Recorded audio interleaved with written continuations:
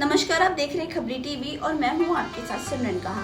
ईद उल अजहा या ईद उल जुहा यानी बकरा ईद इस साल 17 जून 2024 को मनाई जाएगी। जिसे नहीं पता कि ईद उल अजहा या फिर बकरा ईद क्यों मनाया जाता है, तो आइए मैं आपको बताती हूँ। दरअसल बकरी ईद इस्लाम के सबसे पवित्र त्योहारों में से एक है। इस्लाम में साल भर में 2 ईद मनाई जाती है। एक को मीठी ईद कहा जाता है और दूसरी को बकरा ईद। मीठी ईद सबसे प्रेम करने का संदेश देती है, तो वहीं दूसरी ओर बकरा ईद अपने कर्तव्य निभाने का और अल्लाह पर विश्वास रखने का। ईद उल जुहा कुर्बानी का दिन भी होता है। बकरी ईद के दिन इसलिए बकरे या किसी अन्य पशु की कुर्बानी भी दी जाती है। इसे इस्लामिक कैलेंडर के हिसाब से आखिरी महीने के 10वें दिन मनाया जाता है। आपको बता दें कि ये हजरत इब्राहिम के अल्लाह के प्रति अपने बेटे इस्माइल की कुर्बानी की याद में मनाया जाता है। यह इस वाक्य को दिखाने का तरीका है कि हजरत इब्राहिम अल्लाह में सबसे ज्यादा विश्वास करते थे। अल्लाह पर विश्वास दिखाने के लिए उन्हें अपने बेटे इस्माइल की कुर्बानी देनी थी।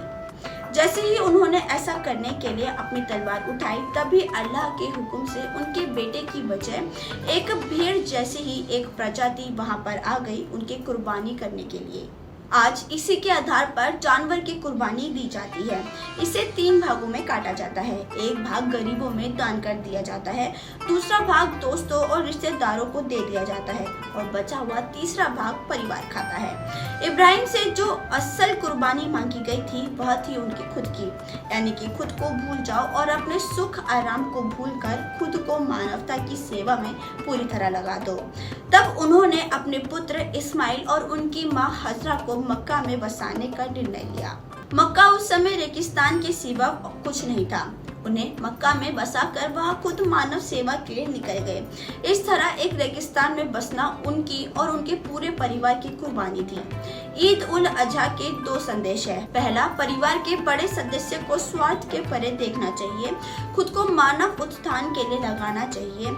ईद उल अजहा याद दिलाता है कि कैसे एक छोटे से परिवार के जरिए एक नया अध्याय लिखा गया। अभी के लिए फिलहाल बस इतना ही। आप सभी को हम सबकी तरफ से ईद मुबारक। धन्यवाद।